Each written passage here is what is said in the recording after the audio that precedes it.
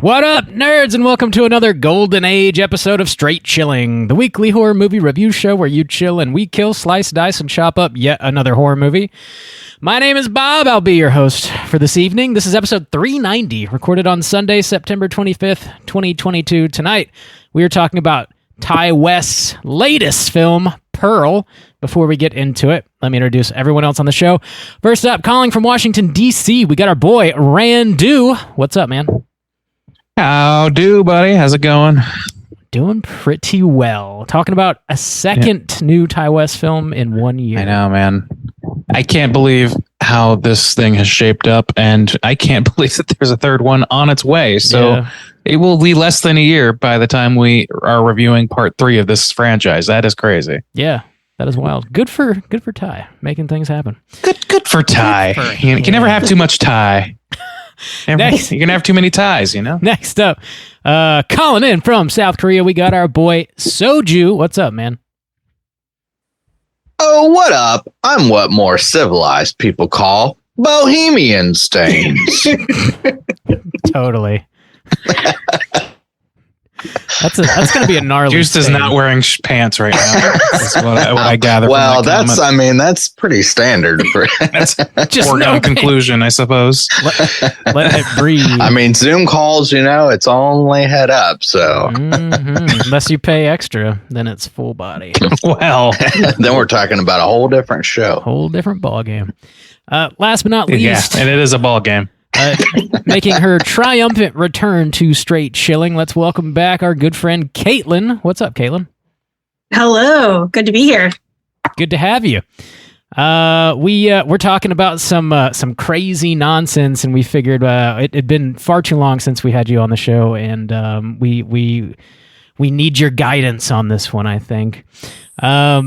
Why don't you take a second and remind everybody about your very own dope-ass podcast? Oh, thank you. I do a podcast called Plug It Up, which at first glance just sounds like it's about like microphones and cords, but it is, in fact, tastefully named after the scene in Carrie where they throw tampons at her and shout, "Plug it up." I had to explain that to my boss not too long ago, so that was fun. But it is a podcast about the monstrous feminine. So I review horror podcasts, or I review horror movies where the lady is the monster or where a lady is fighting monsters. It's been a lot of fun. It's been a good year for that kind of stuff. Covering Barbarian, covering Pearl. So lots of good stuff. Heavy hitters. X as well. Good shit. X, yeah. Psycho Biddy, a little subgenre there. I mean, my God, there really is no shortage this year. So you Fresh was a good one. Busy. Oh, yeah. Man, oh yeah. Whoa. Certified fresh. Well, thanks so much for sitting in with us again, and definitely check out Plug It Up anywhere you get your podcasts. You won't regret it. Before we get into the main event, let's tackle some housekeeping real quick. Here's another reminder. We do have our October poll pick currently posted on our Patreon website. If you support us at the $5 level or above, you get the chance to vote on the theme of our Halloween extravaganza episode. So Justin, Randy, and myself have all picked our own triple features, and they all have their own separate themes, and you guys are voting on theme alone, and whichever one wins, we will then unveil the 3 movies we're going to be talking about this October. The themes are Psycho Killer, Qu'est-ce que c'est, They Dwell Within, and Eat the Rich. Bob, last week is September. Yeah. How those numbers looking? It is flying by, man. They Dwell Within is still sitting on top with about 50% of the votes. Eat the Rich has about 30%. Psycho Killer, about 20%. Okay. So get your votes in, folks. Halloween's just around the corner. Dude, I know. It's flying by. And then we got to wait a whole nother year. That's how time works. That's just... I'm a scientist. It happens every year. Tell us about tides, Bob. Oh, man. The sands of time. In other Patreon news, goes by. No, we don't need to do that. It don't stop. We're dropping a mini cast every single Friday throughout the month of September and October. So if you support us at the $10 level or above, you get access to a whole back catalog of bonus episodes of Straight Chilling. Last week we dropped one. Justin was talking about what what Josiah saw. And then this Friday we're dropping a review on Prey. Whoa, Bob. That's a special one because we all got to get on in that one. It's true. Yeah. It was quite long, so really I think it's just a regular cast minus all the frills. It pretty much is without all the extra segments. It's bonus by virtue of paywall only. Yeah. The best kind. Yeah. Yep. So check that out this Friday over on Patreon. Speaking of Patreon, we have a brand new Patreon supporter. We got to give some shouts out. Oh, shit. Yes. Big thanks to Cheyenne M for signing up on Patreon and showing us some love. We really do appreciate it. Every dollar you guys contribute goes right back into the show. And as is tradition around these here parts, we owe you the Straight Chilling salute. This goes out to Cheyenne. Slap my ass. Ooh, Slap yes. my ass, Cheyenne. Slap Justin's ass specifically. Preferably Man. in the ass. Just lay into it. Just with everything you got.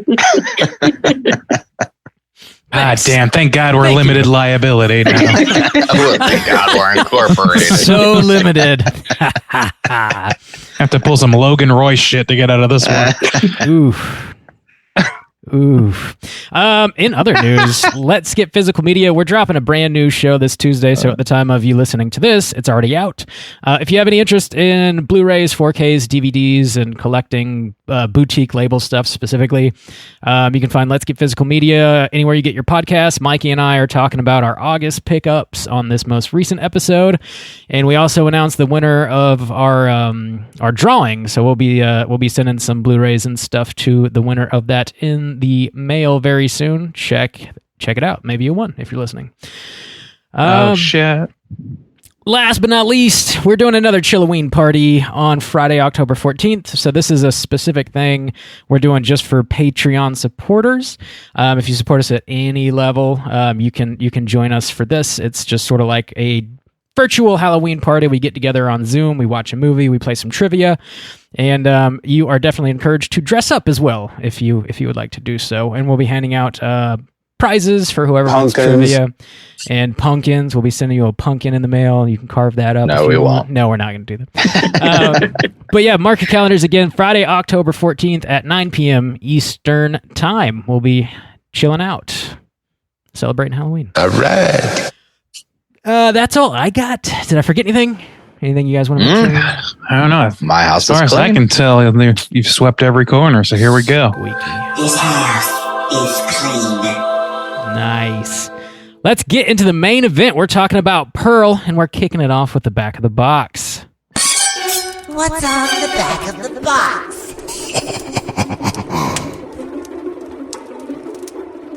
Yes, Bob, sir. I know you don't have this box. How quickly did you pre-order it? I don't think you can pre-order it yet, or else I would have. Let's be real. I would have done it. Yeah, this just came out. Pearl. It's got a runtime of 1 hour and 43 minutes. Written and directed by Ty West. It was actually co-written by Mia Goth. Stars Mia Goth, David Corenswet, Emma Jenkins Purro, Alistair Sewell, some other folks. Plot synopsis brought to you by IMDb is as follows. Wow, this is super short. Backstory on how Pearl became the person she was. That's it. Wow. Well, Really didn't give a shit Sold. about that one. No. Shout that one out. It's a brand new movie, first time watch for all of us, I would assume. Would we recommend people check out Pearl? Caitlin, why don't you kick us off? Yeah, I would. Lots to get into with this one. I would recommend seeing it in theaters if you can. It's very pretty. But yeah, I'll go ahead and say yes. Right on. Juice, what about you? yes, God, yes. Run there now. Stop listening to this podcast and run to the theater to watch this. Run to the Yeah. Break laws to get there. I would Limited highly liability. Yeah. limited. So limited. Yes. Or pushing Don't worry, it to the guys. limit. Our liability is pretty limited. Around these parts. All right. Randy, what about you? Yeah, I would generally recommend. I also agree that this is a good theater watch for sure. If you watched X and had any fun at all, like watch this. And if you like, golden era Hollywood, this is a damn good horror movie for you. So yeah, that's where I'd put it. Tight. Yeah. I would also recommend checking it out. Yeah. Oh, hey. Okay. I was gonna. ask. Sorry. I didn't mean to jump the gun there. Sorry. Check it out in the theater. Yeah, show Ty West some love. He's killing it with these movies, man. I can't wait for Maxine to come out. I had a wild ass theater experience actually. We went to like a 2:00 showing on a Saturday, and we were sitting towards the front, and like there was somebody way up in the top back of the theater, like during the big climax, just started puking everywhere, and like we were like, what is happening? Gross. So was there a popcorn bucket around they could like puke into? Man, I don't know. I didn't walk up there to check it out. I just heard it splattering, so I assume God, it probably wasn't going into anything, just hitting the floor. Are you sure you don't exist in a Stephen King short story? Just slowly sliding down the theater floor. It's all over my shoes. Your shoes are just slowly filling up. You think it was the inspiration for the movie The Blob? Yes. Someone puking in the theater. Had to be. This kid, I guess he was just real fucked up on. He drank too much, or I don't know, took an edible or something, and some patrons like helped walk him down the steps, and he was like barely able to stand, and like they sat him down and called an ambulance, and he was fine. He's just real fucked up. Jesus started Christ. puking everywhere. So get the juice now. Stay safe, kids. Whew. Oh boy. Yeah. What? The AMBO having to be called for a puke that's no good. I think there is like a CYA kind of thing, in case he was, but yeah. You can buy our new hangover cure on Patreon now. And brain pills. Head over there. They totally work. It's one of our new supplements. $69.69. Guaranteed to get Dear you laid God. too. That sounds like an across the board recommendation from everybody. So let's go ahead and drop the spoiler warning and get into the rest of the movie. Here we go.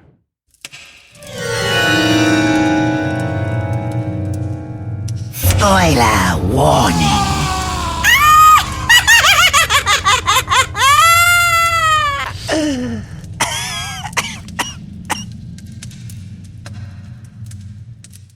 Juice. Bob, Yes. did you type up this plot synopsis? Yes, I did. Thank you for asking. Thank God. Thank you. Laminated. Wow, you guys are just Keeping the juice. Keeping the beat. Bob, do a little Control-C, Control-V. I gotta get my plot synopsis for Plug It Up. Oh, damn. I'll shoot it over. You can use it. You probably, do a second pass and improve upon it. Yeah, you might want to strike the part that talks about Bob's sweaty balls. It's probably not necessary in all formats. That's necessary to the plot. Come on. It is. If you say so. Yeah, I got it here. In 1918, we find Pearl, a young woman living with her German mother and invalid father on their Texas farmland while her husband's away serving in World War I. She becomes inspired by the movies and decides she wants to be a chorus girl. Pearl befriends a projectionist who takes a liking to her. On her way back home, she passes a cornfield and starts dancing with a scarecrow. While she's fantasizing about her new friend, she ends up masturbating with the scarecrow. She returns to the movies later that night, and the projectionist shows her a stag film he acquired abroad and tells her to follow her dreams. She says she can't because she has to help her family and she wishes they were dead. Pearl's sister-in-law tells her about an audition coming up for dancers in a traveling troupe. She plans to audition, and when her mother finds out, they have a physical altercation resulting in her mother's dress catching fire and her being badly burned. Pearl drags her mother into the basement, and her father watches and leaves. She leaves. She then returns to the movies and has intercourse with the projectionist. He drives her back to the farm in the morning where he's bothered by her lies and strange behavior. When he tries to leave, she stabs him to death with a pitchfork and pushes his car into the lake, feeding him to a gator. Pearl gets dressed up for the audition and smothers her father to death before she leaves. Pearl auditions but doesn't get the part because she isn't young or blonde enough. Pearl gives a long confession to her sister-in-law about how she resents her husband because he came from money and how she ended up killing her parents and the projectionist. Pearl forces her sister-in-law to admit she got the job and then chases her down the driveway with an axe, killing her. Pearl feeds her corpse to the alligator and decides to make the best of what she has, just like her mother told her, and stay on the farm. She cleans up the house, makes it nice for when her husband returns from war. When he does, he's horrified to find Pearl's parents' corpses seated at the dinner table around a rotting pig. Pearl finally greets him with a very forced and painful smile, followed by some tears rolling down her cheeks. Roll them credits. Holy shnikes. Whoa. What a movie. Wow. Yeah. So I have a question. Yeah. Just to start us off, because I haven't seen X since theaters. Has anybody reviewed it recently? No, I don't think I've seen it not since since April release. or whatever. Well, then I'll depend on your memories anyway. So what was the line? Like, Pearl gave a whole little talk about her past. It wasn't like in great detail. Obviously, we got a lot more detail here, but I was curious what she said about her mother, because I don't really remember that specific bit. Did her mother was she also like a performer at one point, but she had like become devoutly religious and turned her back on it or something like that? I can't remember that. I don't remember, honestly. I don't remember that at all. Yeah. Okay, maybe I'm making that part up in my head, because there's that image that they start with. They show in both X and in this movie of what I thought was Pearl dancing in a black and white photo or whatever, dancing outside or something like that. But it may have been her mother, and I'm just misremembering that. Anyway, since none of us know, That'll be the fourth installment from Ty West about Pearl's mom. So the grandmother, yeah. I remember that scene, but I can't remember the details of it. Good question. We probably should have revisited that. Whatever. Well, it shouldn't hold any a ton of bearing on this movie, because it does kind of stand on its own, I would say. Oh yeah, I think so. The only thing it did that I liked, it enhanced some moments of X, because the way that she talks about herself makes it seem like she had a little bit more glamorous life that she had to give up. But here it really does flesh her out more, because you get to see how deep her delusions are. Mm-hmm. She tried out one at a church dance and didn't make it. Killed her parents. That's her resentment of life. It's like, I gave this up. It's like there was nothing really there. That's like super sad, but also it would be. I mean, yeah. That's the thing. Is it except for this character, it's like super disturbing. Oh my god, she's fine. She's smiling. All right, Howard. Dude, yeah, like that was probably my biggest question, is like her husband comes home to find just the horror show that he does, and he sticks around like for decades. He's a good man. Sticking it out. Well, I mean, I don't know. I think that was prevalent I thought that was pretty prevalent in X as well, because I mean, he's killing for her. You got kind of see that she's really the kind of like motivation behind everything that starts to happen in X. And even so, it kind of makes you feel a little bit more bad for that situation, because she's kind of the one who's like putting it on him, like, oh, like she wants to have sex. It's like, I can't, my heart, or whatever. Oh yeah, so, I can't bone you, darling. My heart. I mean, they also have like a sex slave in the basement, and I didn't know if that was their sex slave or her sex slave, or you know. Yeah. I gotta think it was hers, because I don't know. She's the one that desperately wants it, and he can't. I'm assuming if he can't perform, he probably can't jerk off either. Like, I don't know. He can jerk off the other guy. I guess, but I mean, boy, that sounds like a poor use of a sex slave. Couldn't isolate that audio if we could. Yeah, no shame, Randy. No kink shaming, guys. Come on. You can do better than that. Nice. All right. But yeah, I don't know. Like I kind of want to approach this movie like with like a little bit of a barrier between this and X, though, because to me, they really do kind of need to self-isolate. They like this does. I agree, sort of enhance X and maybe vice versa. But I like this movie. Really is like an island to in of itself. Like a lot of that extra material is very subtly added in and sprinkled in, and the thrust of this movie has nothing to do with that outside of like some reverberations maybe. And I mean, should we talk about like the look of this movie, because it is the most noticeable thing about it? Yeah. So. It's got I thought it looked beautiful. It's got that old school Technicolor, like very saturated, like reds. It's just very vibrant, and also like he nails the score and the transitions with like the swipes and like the circle that like closes in on Pearl's face, and the font. I'm sure you had like a designer boner over the font here, Randy, if I may be so bold. Yeah, but they that load was shot with the trailer, so. Damn. What about the credits? That was pretty cool. The credits were great, but that was for a whole different reason, because of the footage behind it, which I think I don't think I've had a conversation about this movie with anybody where that didn't come up. It's an extremely impactful part of this movie. Yeah. That was just shot off the cuff. And like, I guess they didn't know exactly where they were going to put that. And then they landed on using it at the very end. And like, damn, what a striking image to end the movie on. And she just holds it. It's so uncomfortable. It's very uncomfortable. Tears rolling. It's intense. Yeah. Good Lord. It's a very like incredible use. Like it's this whole movie, like obviously it's doing this style, like Bob said, that's like in this like early, whatever, like 30s, like Wizard of Oz level, like hyper saturation. Even the performances, the wipes, everything about it is tailored to that era of film.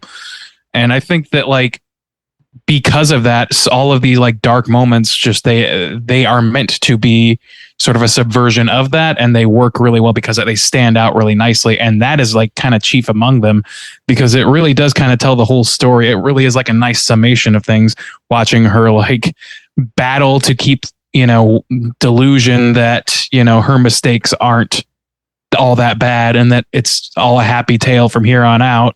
Like that her continuing delusions are the story here. And I think that like, while that helps inform X and all that stuff, it really is a nice summation to watch her like physically, visually struggling with that at the very last shot of this movie. It's just great.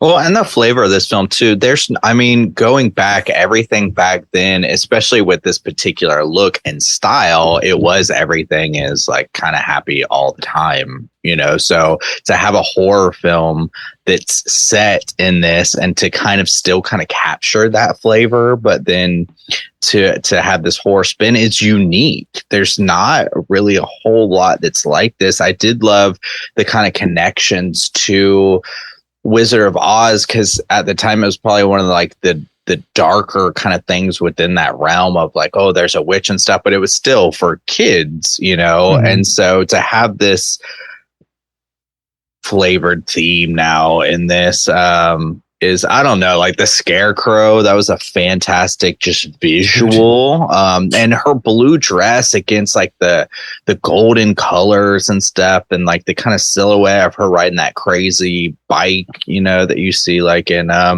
Wizard of Oz and stuff. There's just so many amazing visuals in this. Well, and also when we think about sort of the wholesomeness of the messaging in movies back then, we have a lot of the characters doing that here, but Pearl is juxtaposed as this like fucking psycho. Like the projectionist is like, follow your dreams, Toots, it'll be great. And she's like, yeah, if only they were dead. And it's just like so straight, and it's like she's just so starkly scary compared to that. Or like how she's like talking about like, I can't wait, Daddy, I'm gonna be a star, and her dad, who is like in just tremendous pain, like in the bath with her, not in the tub with her, but just like all of these moments or this dialogue of sort of just like hopefulness and I don't know, starry-eyed, and it's just come with Pearl there being awful. I love that. Yeah, it's like a weird like Darla Dimple, like this fucking like her whole character is like it's a caustic mixture of a lack of empathy and naivety, like where it's like bound to end in some sort of rage, fiery sort of situation. At least in other movies, you've seen it happen that way. And like, I think that Mia plays that really, like, considering the kind of acting she's asked to do, fairly subtly up until like, the actual action, the actual thrust of those things start to happen. but yeah, like I want to go back to like the Wizard of Ozness of all this, because it is very obvious that was a primary source of visual inspiration for this. Yeah. Because of like even the dirt road that they travel is almost a yellow brick road. It has the color of a yellow brick road, all that shit. And then like that, we grew up in the 90s, you know, like we've seen people do dark takes on Wizard of Oz. Yeah, I understand the joke.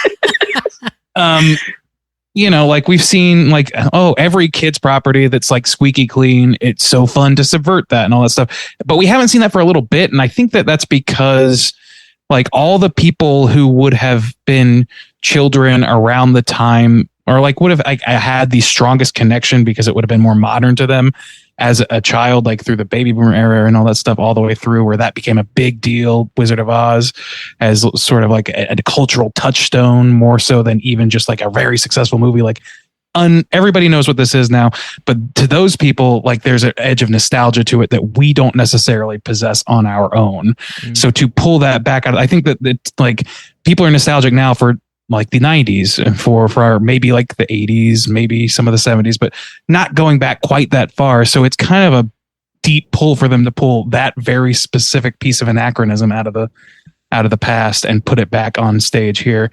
And it's largely because of its cultural level of notoriety. But I don't know. I think that's interesting. I think that's why it feels so unique is what I was trying to get to, is because we're not seeing a ton of like that era represented in film, even in nostalgic terms. Nor do we get a lot of Technicolor horror, just in general. Oh, yeah. Yeah. I was going to say, if it had been done in a different time, it would have been edgier or something like, I mean, to capture the actual look of this and to make it horror, I think is one of the big differences, too. It's not trying to make an edgy, Wizard of Oz and make it, fresh. It's taking the era and capturing it, which is what we praised him for X. Yeah, exactly. Like we were saying, like this could be a Texas Chainsaw Massacre sequel, and it would be the best one if they just implanted Leatherface into here, because he captures it so well. And he's doing the same thing where he's going back to the time he's saying like what made this work from a visual standpoint, from a like storytelling standpoint, and he's like setting his solid foundation, and then characters. This is a fantastic character study. Like it shows off the time to her isolatedness. Back in the day, even the mom talking about like the opinions of Germans, and we have to kind of like stay out of town. They don't have much money anyways. And that feeds into her just like not knowing shit, like she's like constantly questioning, like, am I weird? Am I normal? Like what's going on? And comparing herself to the girl with the nice dresses. The girl shows up with the clothes and stuff, comparing herself to that. Like it captures that era so well through so many different elements. Yeah, I know you can like feel how much Ty West loves movies every time you watch one, because he's able to like break down whatever subgenre or time period that he's like working in, and he nails it so perfectly. He's like a chameleon, man. It seems like he really can't miss. And I love. Well, don't say that shit. Well, yeah, knock on wood. Knock on wood. Oh god, I love the juxtaposition of the like bright colors and the way the like melodrama that he maintains here, but then just like throws in these truly like gruesome, horrific like visuals and dialogue, and it's just like such an uncomfortable movie to watch in that way. The Wizard of Oz stuff, man, is really, really like laid on fairly thick with like, her staying on a farm with her parents, wanting to get away and experience a new place. And she sort of tries to do that and then circles back and ultimately decides to stay at home because, there's no place like home or whatever. Her going to get like medicine for, her uncle or father, like on a bike. Like it's just a lot of parallels to it. It's just like, it's so well thought out, and to think that this movie was written in 2 weeks when they were quarantining in New Zealand to make X and just didn't have anything else to do. And so they're like, well, fuck, let's write another movie. And then A24 greenlighting it is insane, but they did before X was first A24 franchise. Yeah. Holy Actually, shit. Is it? I think so. I think you're right. Damn, hell of a way to kick that off. Yeah. I know. Very like backdoor sequel here. Yeah, one of the few good things to come out of COVID, A24 franchise. Well, and also too, in the short period that we have been delivered this, and all of a sudden this iconic character, man, got to such a good job in this, and there's so many now iconic scenes. That one thing I've been saying over and over this year is there's been a lot of good stuff, a lot, but nothing that I really felt like that's a classic, like that's an instant classic. And as soon as the credits were rolling on that, I was like, that's it. It's right there, because this character has now like been fleshed out. And yeah, and I already thought X was really good, already kind of top of my list for this year. But to now like have the performances like of her sitting at that table and her giving that monologue, and to have that like depth of a character now to become a horror icon, I was just like blown away by this film in that sense. And I was like, wow, how crazy for horror and like this franchise and this character to just be like, just develop so quickly. We're just like giving it and it's like all there. And I think it's like, boom, like it was that kind of instant classic I was kind of waiting for this year, honestly. I love her as a monstrous femme sort of figure. I love that we get to see her in sort of the psycho biddy subgenre in X, where she's older and dealing with that, and when she's young and full of rage. And we also get a little bit of monstrous motherhood with the mom who, at first I was like, God, this mom is so mean. Like, she's just really riding her. But the mom at one point in the big fight is like, something is wrong with you. And it's at that point that I'm like, yeah, something is wrong with Pearl. Like, there's something here that, the mom knows that we don't know. Something is wrong with her. And she just develops into this fucking horrific figure. I don't know. I love that she's this new, villain that we have. Actually, that's a great point too. Like, and something I didn't think of until just this moment. I was in my head comparing her to Carrie and the relationship between Carrie's mother and Carrie, and Pearl and her mother. And it's like, it kind of starts with the same root. Do you know what I mean? Where it's like this, or at least the movie seems to be intimating towards her being a repressed youth with bigger dreams, who's got under the thumb of a strict parental figure, who is hyper religious and like it has no love to spare for her child and all that stuff. That is the story of Carrie, except Carrie is something of a decent human being who is pushed beyond her limits, and Pearl is a person who will do anything to reach what she wants. She's a selfish person. And I think that, like, I don't know, I just like thinking about those two in comparison with each other. And just Justin, to your point, like I see what you're saying about Pearl as like an iconic figure now because of this movie, but I think a lot of that might have to do with the visual as well, as much as anything through the character. Because the thing is, like, in the first movie, she was a largely off-screen villain who had kind of like, I've talked about this before. In animation, they have like, you try and be able to identify every character you design by their silhouette shape. You can't do that to Pearl in the X, but you can do that with Pearl in Pearl. Like, in this movie, I can see a silhouette of her with the big puffy shoulder pads and the hair done just so, and the pigtails, like the bows, all that stuff. She has an iconic look now to match a somewhat iconic performance for that character. So I think that that's going a long way to what you're saying, because I don't think there's a whole lot of like horror icons that reach the level of what I think you're talking about, but without some sort of iconic thing about them. A hockey mask, a fucking burnt face and fedora, and a sweater in a certain way. All these things, these are visual cues that you can like make a fucking Funko Pop out of this thing and it's instantly recognizable to people. Well, and I had an A24 birthday party, which I know is very douchey, but we did have people, we did have someone dress up as Pearl from X in like the bloody nightgown, and then also as Maxine in the overalls. But I think had we had this, the party after this, Pearl in the, the little like coveralls with the pigtails and the lace bows, I think that would have been a fun costume to do. We're going to see those at all the fests next year. Yeah. We're going to probably see quite a few of this Halloween. True. Holy shit. I could not get that out. Especially because if I'm not mistaken, and I've been informed that this is a trend of something like almost like prairie looking clothing being back in style for some reason. Sure is. Overalls. Well, overalls were big in the 90s too, and 90s are coming back around. I'm talking like I'm talking like Well, the I puffy know, shoulder I- The shit. puffy shoulder. That red dress that she has, where she's having the conversation, gives the monologue, and she starts chasing after, I think Mitzi is her name, with the axe. I was like, this is giving Lizzie Borden. It's giving all this sort of like prairie madness. Like with the, I love that sequence and the sort of styling of that.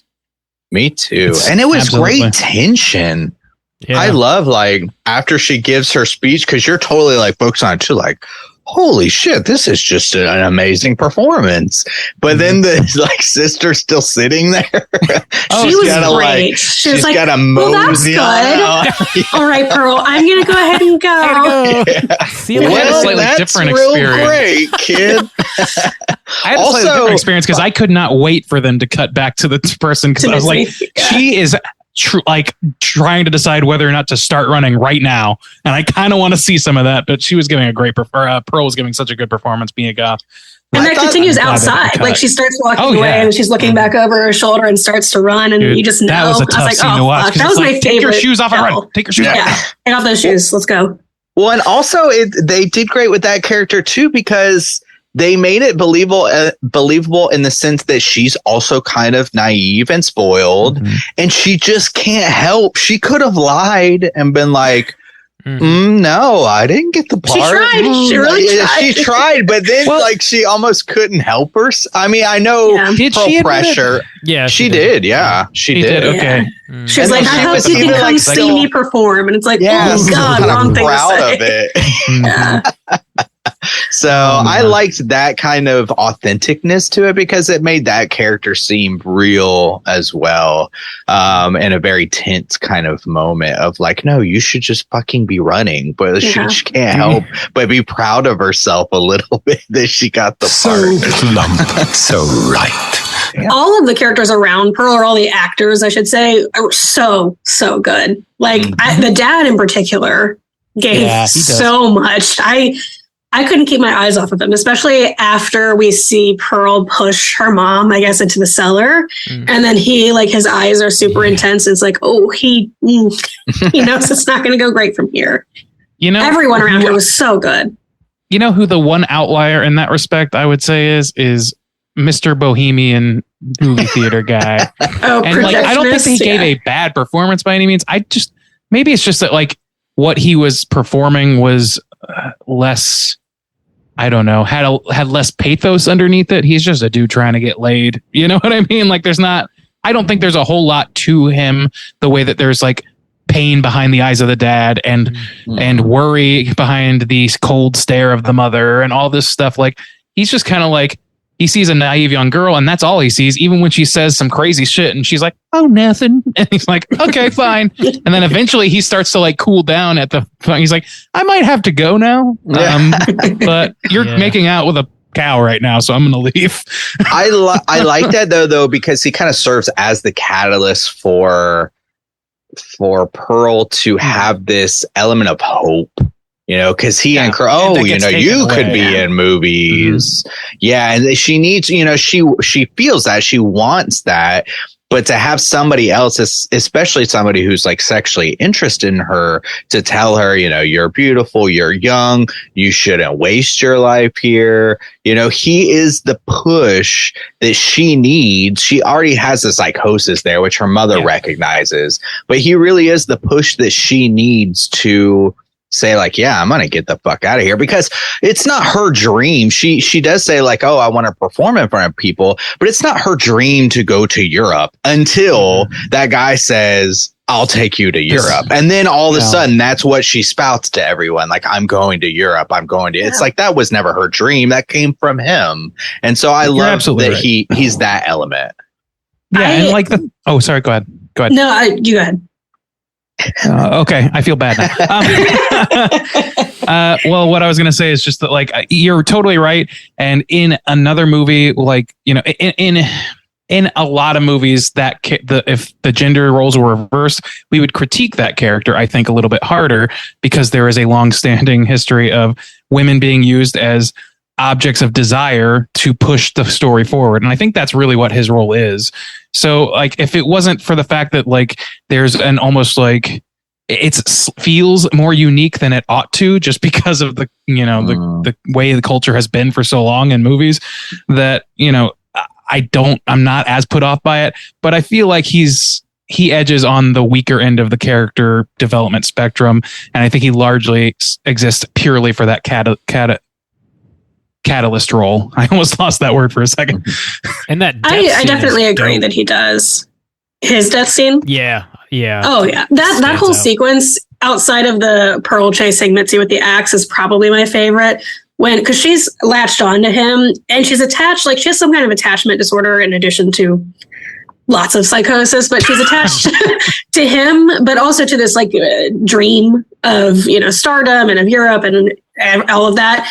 But when he starts to leave and she's like, why are you leaving me? That is, I think I like that sort of mini monologue even more than the 9-minute or whatever we got monologue. It is so intense and she is so scary. And then, his death, fantastic. Yeah. Yeah, when she's like, why'd you go cold on me all of a sudden? You're like, oh, this dude's fucking dead and he doesn't know it. Yeah. Respond! Exactly. You just want to be like, hey, you don't have to be nice. Like, you don't have to be nice to her. You just got to go. You don't have to say, I got to go to work. You just go. Run. Yeah. Get out of there. Yeah.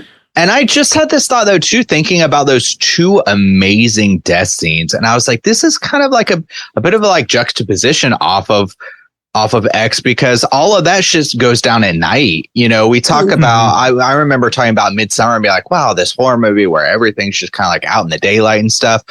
That's kind of this movie too, where all these kills, she's just chasing right behind somebody with an axe. Everything's golden. Everything still has that beautiful look of everything's wonderful. Again, her blue dress is something. It's just do they?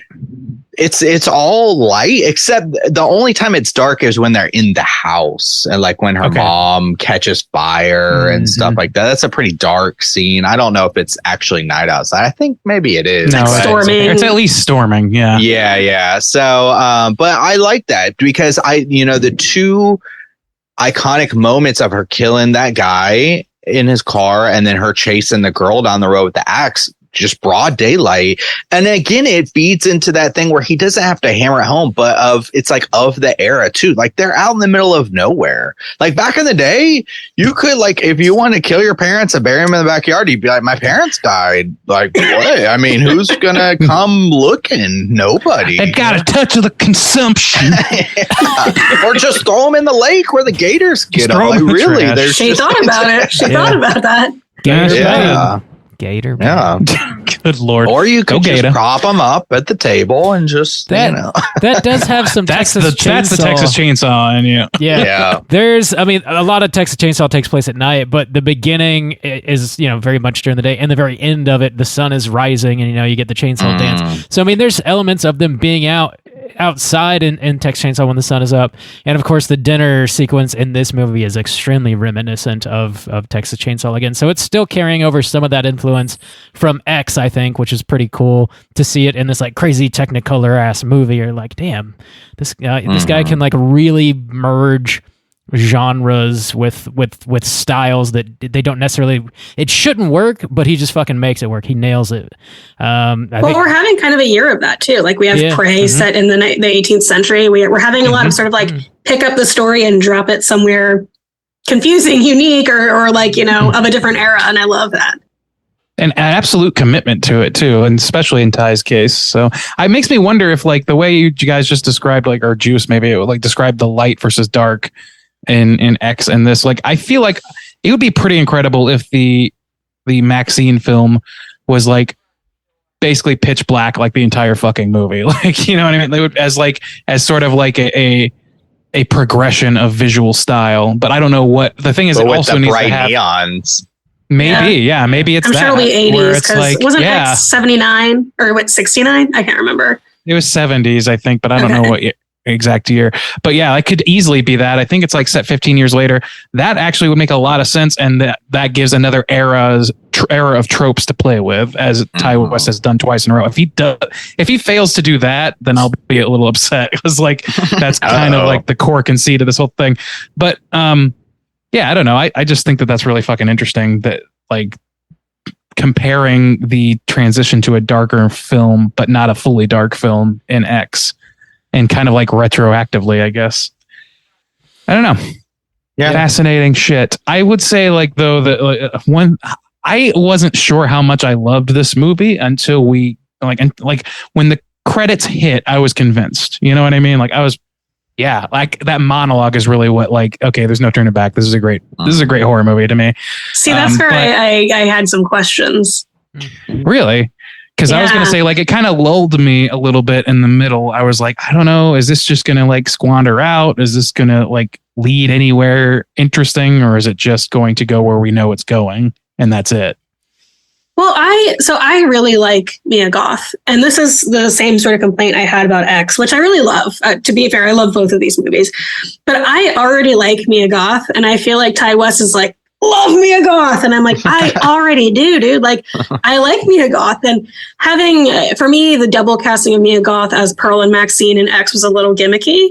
I know that, you know, for that reason, we got Mia Goth as Pearl in this prequel, but we could have done that even if she hadn't played both characters in X, I think. Yeah. So it was like a little gimmicky, and I was like, dude, like, I get it. I like Mia Goth. This is now a Mia Goth showcase because she's playing two roles, and like that's distracting me. It took me out of the movie pretty significantly.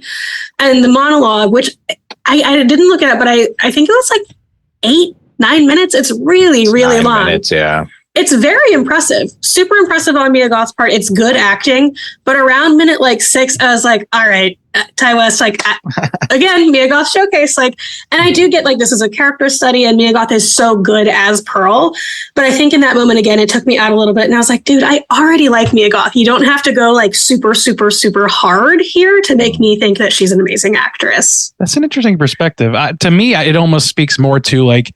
He is the director, like he's the director of these movies. Like any leverage he gives her, like for example, having her co-write a whole sequel film with him comes on virtue of him being smitten with her. I don't know that it's necessarily him wanting us to be smitten. I think he is smitten with her and her job, the job she does. And I think that she had this is not a critique of her by any means, but she is taking full advantage of that and like expressing her like artistic intentions towards this character. It's clear to me that they bonded over the talk over this character in the first movie, and that's what led to Pearl existing in the first place. So for sure, and that's what makes it so significant. Right. And the amount of like, I don't know, the fact that he gave up that much control to one of his actors rather than, just, use it as a muse and then carry forward. I think he did a lot of that, obviously, because acting is acting and directing is directing. But obviously, like she had a lot of sway in the second movie because he saw the value of doing that. So I got to think that has a lot to do with him wanting to almost like just wanting to like liking her as an artistic partner and wanting to explore that, which is to me, it makes it kind of understandable why there's so much like why a 9-minute monologue from an actor's actor would make sense in her own writing. Well, I see his appreciation for her, but I think and I don't know, it might just be a me thing. It just pulled me out a little bit because I was like, okay, like tighten it up just a little bit. And like, I already think she's great. You've sold me.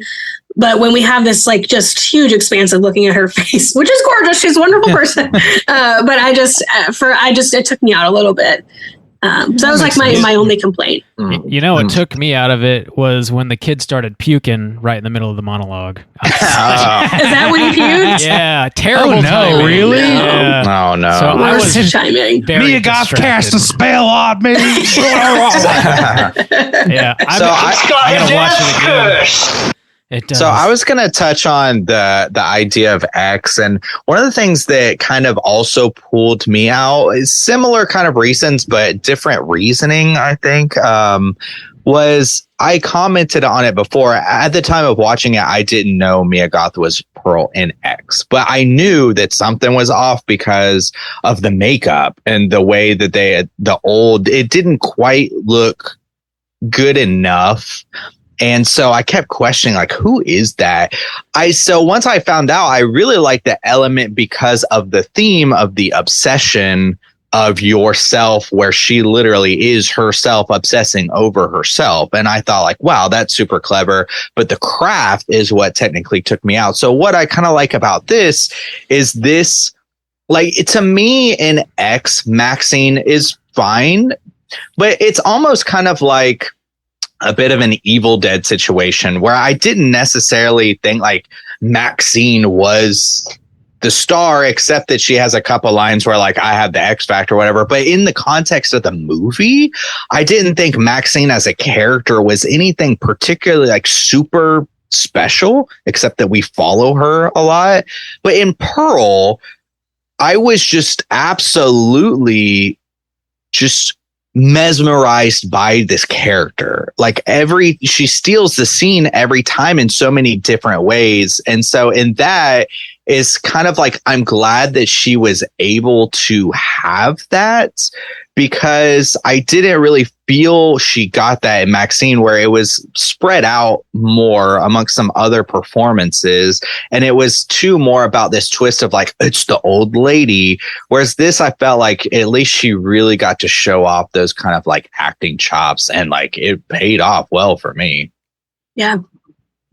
Like, yeah, I agree. I feel like Pearl is far more of a showcase than X ever was for Mia Goth, like just de facto by the very nature of it. But I don't know. I feel like I don't know. I kind of lost the thread on what I was going for there, but no worries. It's movie good. Just a normal, movie good. Pretty much. Movie good. Oh, I know where I was going. I'm so sorry. I missed yeah, it's coming back around. All things return. There's something like I could see an argument to be made about this movie in particular, that it is overly self-indulgent on Mia Goth's part, even more so than even Ty West.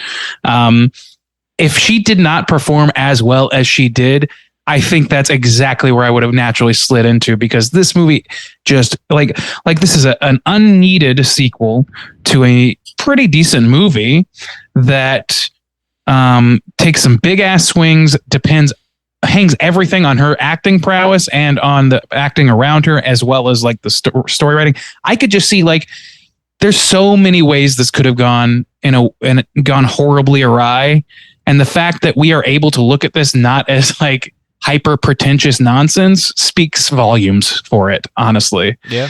I don't know. I just wanted to bring that up because like it's co-written by, starring like as a character study, like one of like 5 characters in the movie, and like multiple badass monologues. Like this could easily be somebody just trying to flesh out their reel, you know? So it's not a Sherry Moon zombie situation. Thank the Lord. She's earned it. No offense.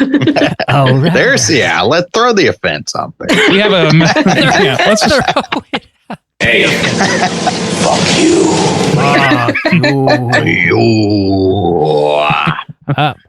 I think we kind of touched on just about everything. Any other major points y'all want to make before we rate this movie? The only thing that got a groan from my audience was when I say audience, it was like me, my partner, and the 2 people we went with. But when my friends is like, he's like, these masks, it's so hard to see people's faces. And we were like, yeah. We get it. This was filmed during like peak COVID. We were like, conceptualized at least during peak COVID. I was like, we get it. Like, I forgot about that element. I forgot about that too. Yeah. And they don't really harp on that at all. It almost feels like it could have been cutting room floor material in my mind. Yeah. And yeah. They lean into like the pandemic a lot, the Spanish flu and all that. Like I appreciate that that's in there because they're like talking about the war. They're talking about influenza going around. And I'm like, I like those pieces that anchor us in this time period. But there was something about the delivery of that line that I was like, yeah, we get it. Yuck. Yeah. Well, let's go ahead and rate this movie out of 5. Caitlin, would you care to kick us off? How do you feel about Pearl? I would give this 4 stars.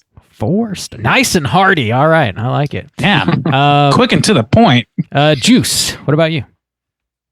Man, I like this film. I think I was kind of texting y'all a little bit, at least at the very end when I was like, oh my God. Like, I just loved it. I don't know. I oh my God. Oh my God. I wish my text sounded, oh boys. Oh my God. Don't worry, we read them that way. I believe you.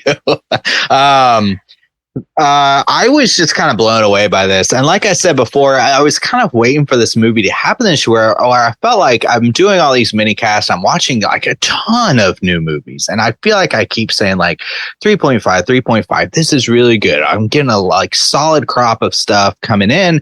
I was just like, nothing is going to like really like cement itself in my mind going forward. You know, I'm just going to remember this as a year where there was just a lot of solid stuff coming out, but this was different.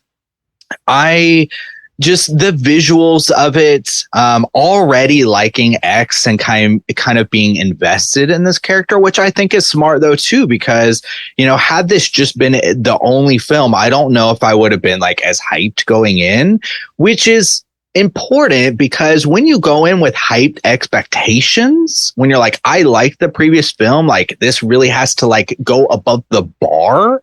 And then the movie ends and I'm like looking at myself going like, what? Oh my, that's impressive to me. Like it does even more to impress me because I had the expectations going in. I love the visual style. I thought the acting was really good.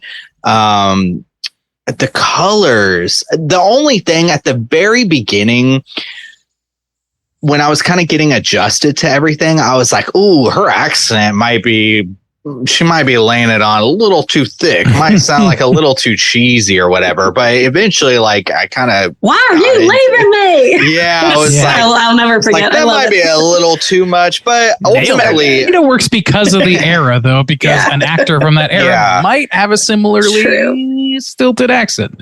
Exactly, yeah. And so after, like, the first 5 minutes, it didn't bother me anymore. I just took a note of it. The autumn feels, the scarecrow look, and kind of the, you know, references to Wizard of Oz. I don't know. I really enjoyed that. I just don't want to end up like you is all. Like that line, like, man, there's some, even though this chick is crazy, she's got some heart moment. That line, I don't want to end up like you is all. I was just like, oh, people can just kind of relate to that or anything. Like if you've ever had any kind of problems with your parents or at any time thought like, I'm going to be different or better, you're relating to the psycho killer, you know, in that moment. You monster. It's a brutal line. And there's so many moments, you know, we talk about the 9-minute monologue, which is fantastic, but also too, the kind of speech that she gives in the barn when the dude is like, you know, figuring her out, or even the storm scene, the storm dinner scene where she delivers that line is fantastic. I loved this movie. I like it more than X. I was like so impressed by it. I loved her performance. I loved the visuals. I'm going to give it a 5-star. I thought this was the only movie that kind of like, to me, I was like, that's kind of like a classic for this year. Or we like moving forward. It's the only one I felt that about so far. So yeah, 5-star for me. The colors, Duke. The colors. It's all about them colors. Bob. Yes. Out of 5. How do you rate Pearl? Pretty highly. I think Mia Goth really, she kills it in this movie. She kills it in X. I think she really is probably going to be demanding a little more like respect, I think, from anybody that watches these movies. Some respect on my name. I don't know, man. Maybe she'll win. God. Maybe she'll get it now. Maybe she'll win some awards. I don't know. We'll see. Podcaster.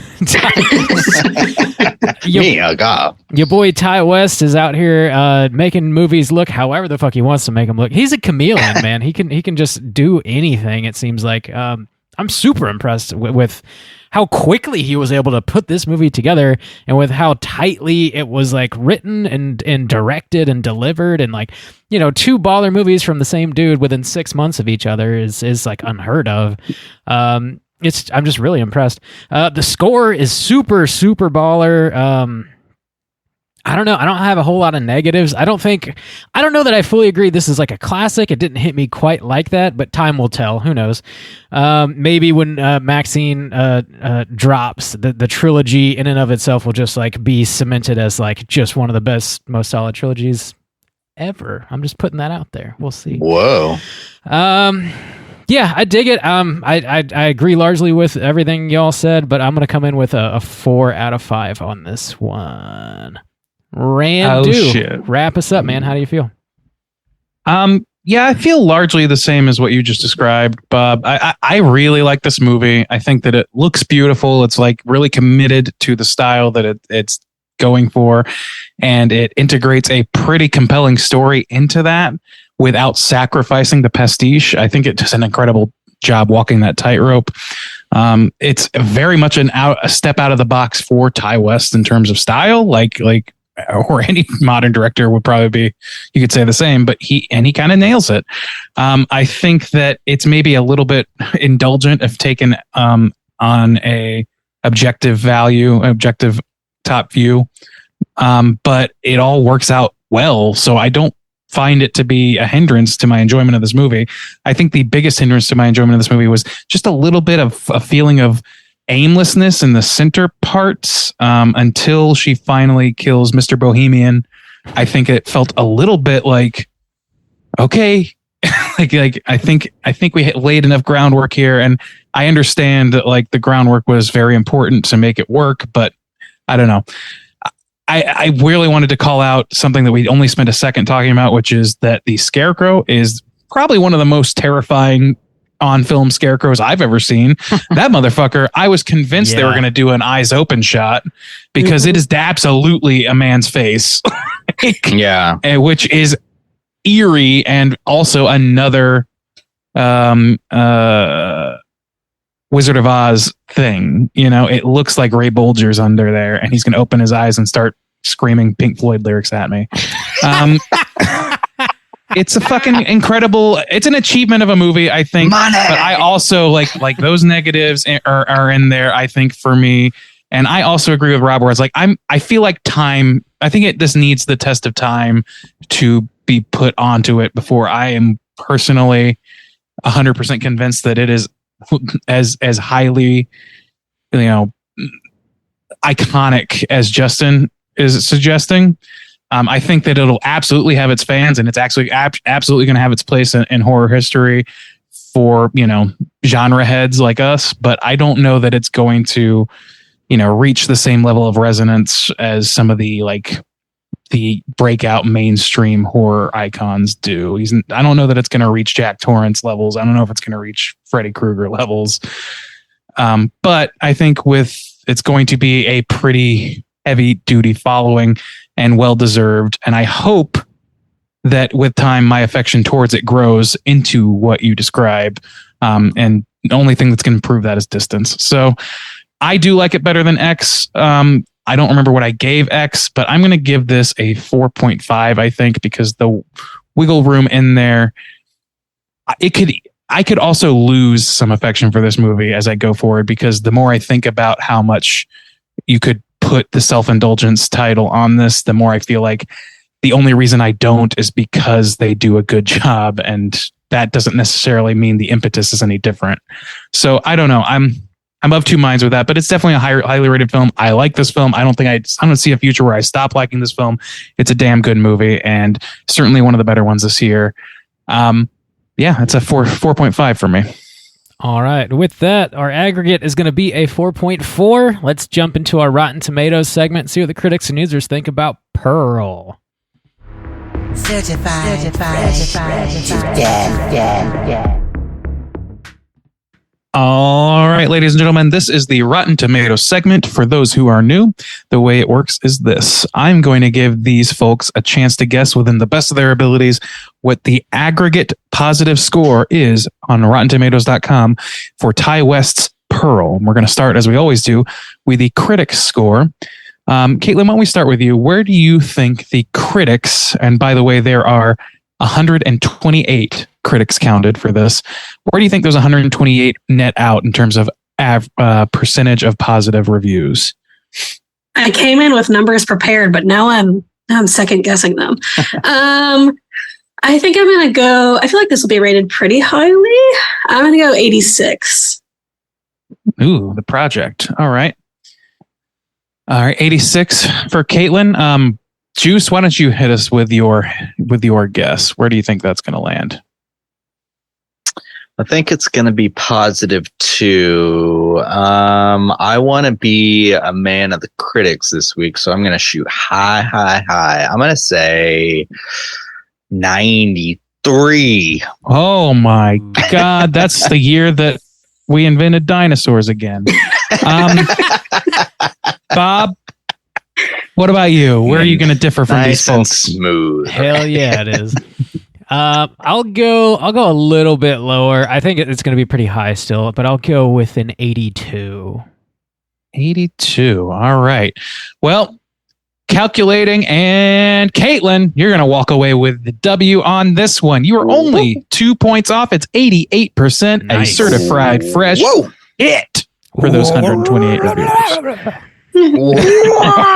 Caitlin, would you like a hell yeet or a hell skeet? Not to brag, but I won last time for Jennifer's Body, and I think I did a hail yeet, so I'm gonna go hail this time. All right, here you go. Take it away. Hail skeet. Just there you go. That's a Bigfoot right there.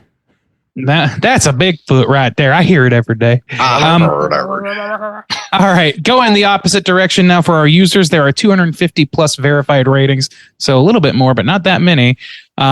Why don't we start with Bob? We're going in reverse order. Where do you think that the users, the audience, lands on this one?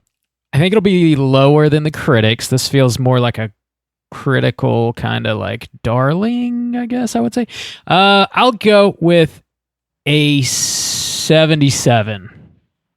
77. All right. Juice, how about you? Yeah, I think it's going to be lower, but I'll go with 83. 83. Okay, Caitlin, round us out. Where are you going to land on this one?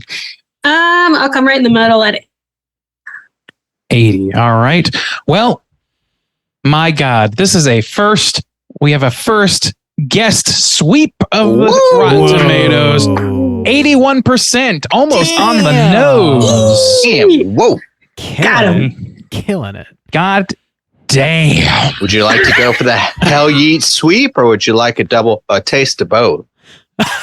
Taste of both, absolutely. Whoa, hell yeet. A little bit of everything.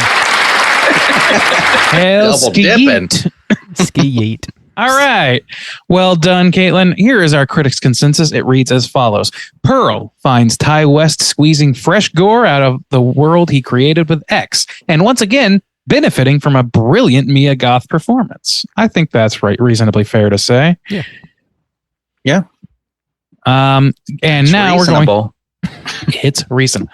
That's what they say. They say that they're quite reasonable on RottenTomatoes.com.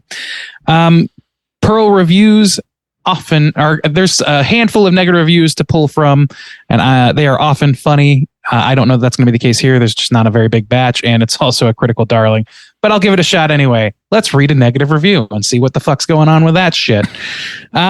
Cool. Pearl is ultimately an empty exercise in style, masquerading as a character study. For as fantastic as Mia Goth is, her performance mostly succeeds at making Ty West's homages just a little bit easier to stomach. Boy, somebody... Wait, what? Where's Somebody really hates Ty West, man. Yeah, that sounds like somebody that's got like, I can't like Ty West now. I'm already on the record. I already said I didn't like his style. I can't change my mind. My pride. I don't know. But it's like Ty West. That's an interesting thing, though, is like having looked at Ty West's name on Rotten Tomatoes, buddy, like the schism between critics and user scores is pretty wide on most of his entries here. This and X are by far the closest thing to being aligned. And I think that, according to this, critics like this several percentage points less, but audiences like it a whole hell of a lot more than they liked any of his previous things. And that includes Your Next. So... Yeah. He's got quite a divide. He's a divisive guy. So I know for sure I do not like his Western film. That's the one that like sticks out in my mind where I was like, whew, that's a Valley of Violence movie. Yeah. I did not like that one. Yeah. Everything else, our Innkeepers. I love Innkeepers. But everything else, Sacrament, I love House of Devil. I love. I feel like we all know someone who really hates Ty West. I have a horror buddy. Even if they don't know his name. Yeah, even if they don't know him, they're like, you know what? Fuck that guy. Fuck that. Like somebody will watch The Innkeepers is like, why is anybody give a shit about this? The fuck? No. Damn. I get. I mean, I don't know. I'm imitating internet people. Is that not? Is that not how you guys envision that? You're spot on. Yeah, that's good. The fuck. Yeah, I don't know. The Innkeepers personally, like it has to hit me just right in order for it to land. So I have enjoyed it and I have not enjoyed it. I don't know what the difference was, but it was a contextual thing, I think. Anyway, so interesting stuff. That's the end of our Rotten Tomatoes segment. Hey, Bob, why don't you just keeping the beat? Hey, it's totally time for trivia. It's totally time for trivia. All right. I got a few interesting little factoids here. Let me rattle them off for you. To prepare for the tone of this movie, writer-director Ty West suggested Mia Goth watch Whatever Happened to Baby Jane from 1962. Hell yeah. And, of course, The Wizard of Oz from 1939. I always love hearing about like the homework assignments that directors give their actors and the writers and whoever else.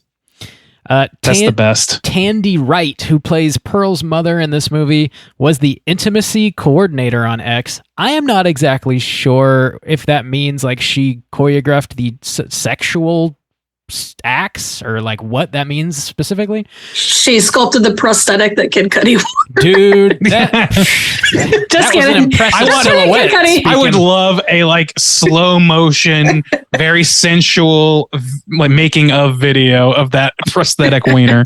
Listen, I'm not trying to say that it was a prosthetic, but if it was, maybe that was her job. Man, from what I heard, Kid's not Cudi. I came in the middle of this. I don't know what's going on. Recognize that silhouette in the lineup any day. Tandy Wright learned German to prepare for this role in a hurry, obviously, and because she was so convincing with her accent, she fooled 2 German members of the crew. So, damn, good for her. That's good. That's the mom actress, the mother. Okay, yeah, she did a great job. I never clocked it. Yeah. I guess she also sterling compared to the accent being put forth by Mia. So that's the one real critique I have for Mia. And it's like we said, it's forgivable because of the performance and because of the style, but it could be critiqued. Yeah, that's fair. Yeah, I definitely think it was a choice and not a shortcoming. Whether you like maybe it or you're not, right. But maybe you're right. Can be distracting though. The pornographic film shown to Pearl in the movie is called A Free Ride from 1915. It's a real vintage stag film. The film's production is the subject of some debate. It surfaced in the 1970s and was at one point sold by a shady distributor as a hardcore D.W. Griffith from 1915, while silent film historian Kevin Brownlow has posited that it was made in the early 1920s. So that's a real-ass movie. I for sure thought Ty West did that. I wouldn't have been surprised. That would have been a cool. That would have been a cool element. Yeah. Yeah. I mean, it looked very, very on the nose for that era. So I didn't really. I assumed it was some copyright free archival footage. Oh, Mr. Bohemian thought he was being pretty slick, huh? You like these? Let me show you my favorite. Let me show you something you've never seen this one anywhere else. I love that you brought the word toots into the lexicon again. I'm gonna start calling both these assholes toots. Thanks, man. I would enjoy that thoroughly. All right. Wouldn't that be like a requirement of Cooterdom? You say toots. But what if I use it for inappropriate figures? Like, I don't know. What if I go and get communion and I say to the priest, "Thanks, Toots." That's the exact right context. Slap him on the ass. The last, no, he's not a patron, so that's not allowed. Gotta pay for that privilege. Oh boy. The last bit I have here is specifically about how they made Technicolor movies. So I didn't know anything really about it. It's a process of filming color movies that dates back to 1916 and uses a 3-strip system in which a modified camera would capture footage through different color filters, typically red, green, and blue, and be processed separately so that each strip would print various colors onto a finished print of the film. The result was a vivid display of color not commonly seen in the era of filmmaking, though one film in particular became famous for its use of the process, which was, of course, The Wizard of Oz. So I thought that was kind of cool. So wait, they did that exactly, or did they mimic that? No, they mimicked it for this movie. Oh, okay. I was like, my God. That would be nuts, yeah. That would be an insane decision. So expensive. Yeah, I know. Sure, yeah. But that is all I have for trivia. Speaking of Cooters, it's time to talk Cooter of the Week. Straight chillin'. Cooter of the Week.